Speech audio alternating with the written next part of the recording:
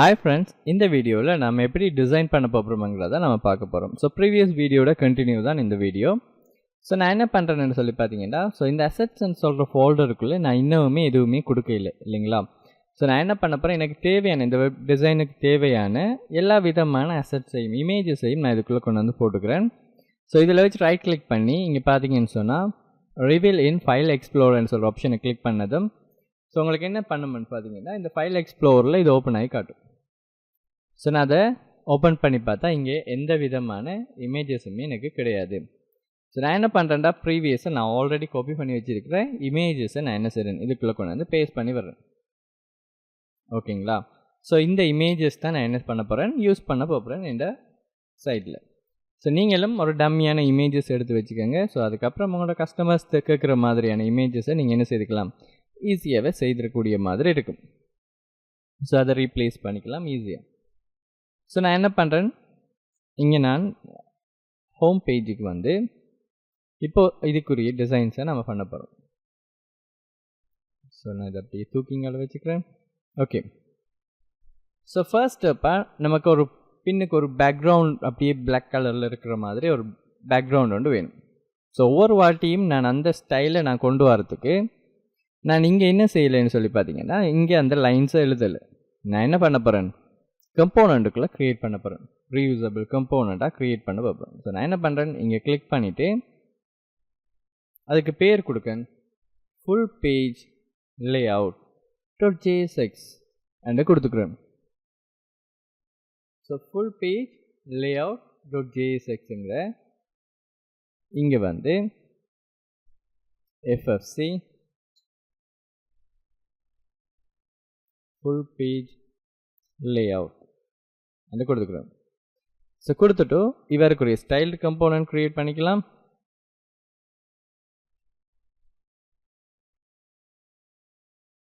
Style div கொடுத்துக்கிறேன். இவரை இங்கே ட்ராப் பண்ணிக்கிறேன். ஃபைன். ஸோ இதுக்கப்புறம் என்ன பண்ண போகிறேன்டா, இங்கே ஸ்டைல்டுங்கிறதுல பின்னுக்கு வந்து என்ட்ரை ப்ரெஸ் பண்ணிக்கிறேன். இவரை நான் என்ன பண்ண போகிறேன், இப்போ பை டிஃபால்ட்டாக நம்ம என்ன செய்கிறது, நம்ம கொடுக்குற டேட்டாஸ் ப்ராப்ஸ்ங்கிற இந்த நேமுக்குள்ளே வரும். ஓகேங்களா. பட் இப்படி நீங்கள் கொடுத்தீங்களாக இருந்தால் நான் இதை கால் பண்ணி என்னென்ன டேட்டா கொடுக்கணுங்கிறது இங்கே ஆட்டோ கம்ப்ளீட்டாக நமக்கு காட்டாது. ஃபார் எக்ஸாம்பிள் பார்த்தீங்கன்னு சொன்னால், இங்கே எனக்கு பேக்ரவுண்ட் கலருங்கிற ஒரு ஆள் தேவை சொல்லி வைங்களேன். ஸோ நான் இங்கே கொடுக்காமல் விட்டேன்னு சொன்னேன், இந்த டீஸ்ட்ரக்சரிங்கிற கன்செப்ட் நான் கொடுக்காமல் விட்டேனேண்டா, இங்கே போயிட்டு நான் கால் பண்ணுறேன்னு பாருங்கள், ஃபுல் பேஜ் லேஅவுட் கொடுத்துட்டேன். இங்கே வந்து கண்ட்ரோலோட ஸ்பேஸை ப்ரெஸ் பண்ணும்போது எனக்கு எந்த ஒரு திங்ஸையுமே இது நீங்கள் கொடுங்கிறது காட்டுதே இல்லை, சஜஸ்ட் பண்ணுதே இல்லை இல்லைங்களா. ஸோ அப்போ அஸ் அ டெவலப்பராக ஒவ்வொரு வாட்டியும் அந்த கம்போனண்ட்டுக்குள்ளே என்ன கொடுக்கணுங்கிறது தெரியாமல் இருக்கிறது ஒரு பெயின்ஃபுல்லான விஷயமா இருக்கும். ஸோ அதுக்காக வேண்டி most of the developers use பண்ணுறது இந்த டீஸ்ட்ரக்சரிங் மெத்தட்.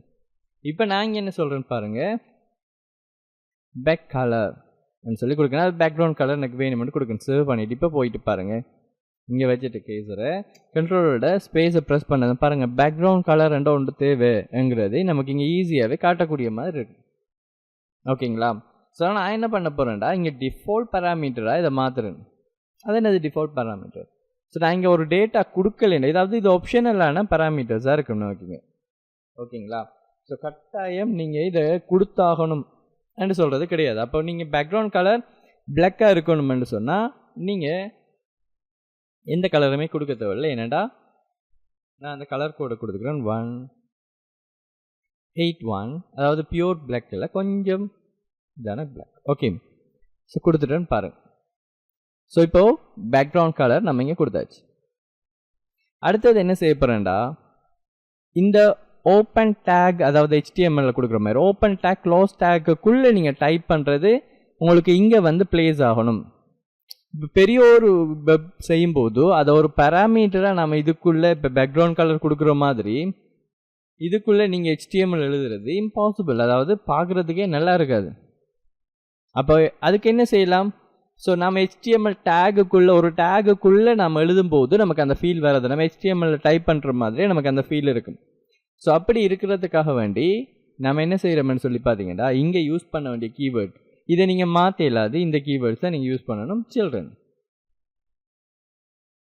ஓகேங்களா? சில்ட்ரன் என்று கொடுத்துட்டு அந்த சில்ட்ரனை கொண்டுட்டு வந்து தூக்கிட்டு வந்து ஓப்பன் க்ளோஸ். இப்போ நீங்கள் சும்மா சில்ட்ரன் என்று கொடுத்தீங்கன்னு சொன்னால் அது என்னையை எடுத்துக்கும், அது ஒரு டெக்ஸ்ட் எடுத்துக்கும். பாருங்கள், இங்கே கலர் சேஞ்ச் ஆகவே இல்லை. இதுவே நீங்கள் ஓப்பன் க்ளோஸ் கேர்லி ப்ராக்கெட்டுக்குள்ளே அந்த சில்ட்ரனை கொடுத்தீங்களா இருந்தால் இப்போ பிரைட் ஆகிடுச்சு இல்லையா அந்த கலர்ஸ். அப்படின்னு சொன்னால் நீங்கள் அதை யூஸ் பண்ணியிருக்கிறீங்கன்னு சொல்லி அர்த்தம். அடுத்தது சம்டைம் நாம் சில ஸ்டைல் ஆட் பண்ண வேண்டி வரும். ஓகேங்களா? ஸோ அதுக்காக வேண்டி நான் என்ன செய்கிறேன்டா, கிளாஸ் நேம் என்று கொடுக்கணும். ஏதாவது ஆப்ஷனல் கிளாஸ் இருந்தால் அவங்க தருவாங்க. இதை தாண்டி ஏதாவது டேட்டாஸ் அவங்க பாஸ் பண்ணணுமெண்டா ரெஸ்ட் பேராமீட்டர் யூஸ் பண்ணுறேன், ப்ராப்ஸ். சரிங்களா? இவர் அப்படியே காப்பி பண்ணிட்டு வந்து இந்த ரெஸ்ட் பேராமீட்டரை என்ன பண்ணிக்கிறேன், இங்கே வந்து ஓப்பன் க்ளோஸ் கேர்லி ப்ராக்கெட் கொடுத்துக்கிறேன்.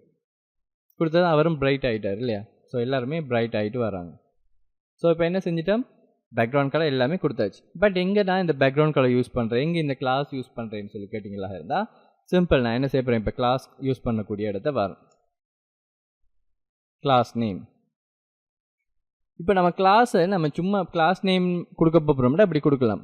அப்படி இல்லாமல் நம்ம வேண்டி எடுக்கிற டேட்டாவையும், அதாவது நம்மட கிளாஸும் இருக்கணும், அவங்க ஏதாவது எடிஷனலாக கிளாஸ் நேம் தந்தாலும் அந்த கிளாஸ் நேமை யூஸ் பண்ணிக்கணும்னு சொன்னால் இங்கே ஓப்பன் க்ளோஸ் கேர்லி ப்ராக்கெட் பண்ணிவிட்டு பேக்ஸ்டிக் யூஸ் பண்ணிக்கோங்க. இப்போ நான் என்ன பண்ண போகிறேன்னு பாருங்கள், கண்டெய்னர் ஃப்ளோய்ட் ஸ்பெல்லிங் மிஸ்டேக் கொடுத்துக்கிறேன். ஸோ இது என்னன்னு சொல்லி பார்த்தீங்கன்னா பூட் ஸ்ட்ராப்பில் இருக்கிற ஒரு கிளாஸ். ஃபுல் பேஜில் வித்தையும் எடுத்துக்கோங்கன்னு சொல்லி கொடுக்கணும். அடுத்தது மினிமம் வேர்ட்டிக்கல் ஹைட் வந்துக்கிட்டு 100 கொடுக்கணும். இதுவும் பூட் ஸ்ட்ராப் கிளாஸ் தான். அதாவது ஆக குறைஞ்சது உங்களோட பேஜில் காட்டுற இதை எடுத்துக்கோங்க. அதை விட கூட கண்டென்ட் இருக்குமெண்டா கீழே ஸ்க்ரோல் பண்ணுற மாதிரி ஆப்ஷன் கொடுத்துக்கோங்கிறதான் இதில் இருக்கிற கன்செப்ட். இதை தாண்டி ஏதாவது சிஎஸ்எஸ் நீங்கள் ஆட் பண்ண போகிறீங்க, சாரி கிளாஸ் ஆட் பண்ண போகிறீங்கன்னு சொன்னால் ஸோ $சைன் பண்ணிவிட்டு ஓப்பன் க்ளோஸ் கேர்லி ப்ராக்கெட்டுக்குள்ளே கிளாஸ் நேமுங்கிறத கொடுத்துக்கோங்க. இந்த கிளாஸ் நேமுங்கிறது இங்கே நாம் கொடுத்துருக்குற கிளாஸ் நேம் தான். ஓகேங்களா?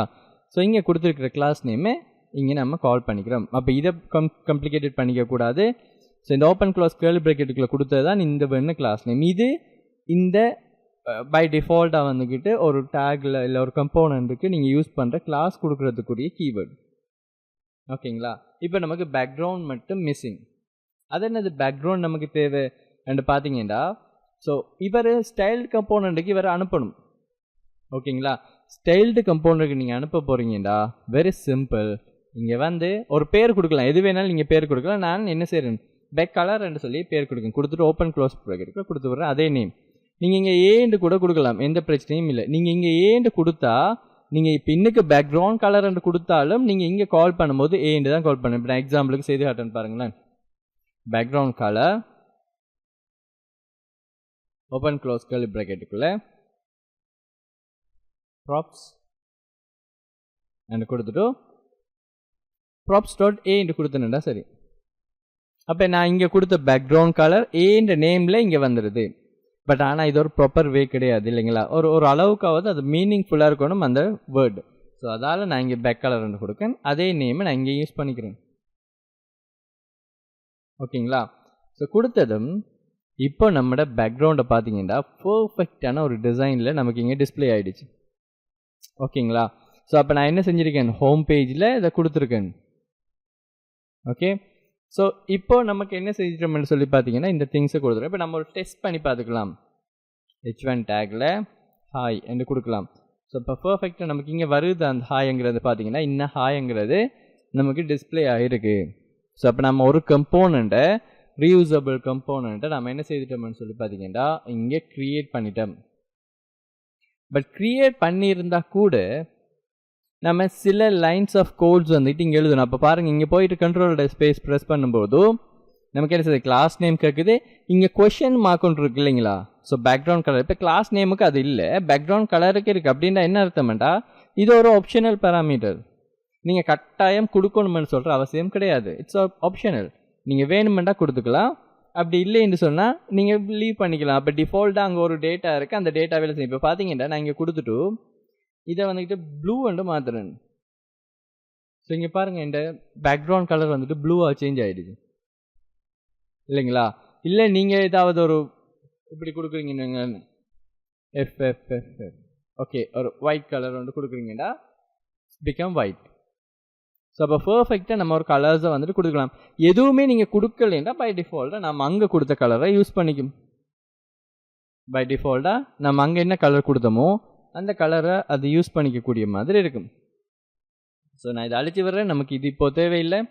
ஸோ அப்போ நம்ம பர்ஃபெக்டாக நம்ம என்ன செய்திருக்கோம்னு சொல்லி பார்த்தீங்கன்னா ஒரு கம்போனன்ட்டை க்ரியேட் பண்ணி அதை ரீயூசபிள் கம்போனண்ட்டாக மாற்றி வச்சுருக்கேன். அப்போ நமக்கு எங்கே எல்லாம் இவர் தேவையோ அங்கெல்லாம் நம்ம என்ன செய்துக்கலாம், இவரை யூஸ் பண்ணிக்கக்கூடிய மாதிரி இருக்கும். ஸோ இவர் எல்லா பேஜுக்குமே நமக்கு தேவைங்கிறதால நான் என்ன செய்துக்கலாம், இவர் அப்படியே காப்பி பண்ணி எல்லாத்துக்கும் பேஸ்ட் பண்ணிக்கலாம். பட் நம்ம அந்தந்த பேஜ் டிசைன் பண்ணும்போது நம்ம பார்த்துக்கலாம். ஸோ கம்ப்ளிகேட்டட் பண்ண விரும்பலை. தேங்க்யூ ஃபார் வாட்சிங். நெக்ஸ்ட் வீடியோவில் பார்க்கலாம். ஸோ இன்னொரு கம்போனன்ட் க்ரியேட் பண்ணி அதை எப்படி அப்ளை பண்ணுறேன்னு சொல்லி தேங்க்யூ ஃபார் வாட்சிங். எல்லாருமே ப்ராக்டிஸ் பண்ணிவிட்டு வாங்க.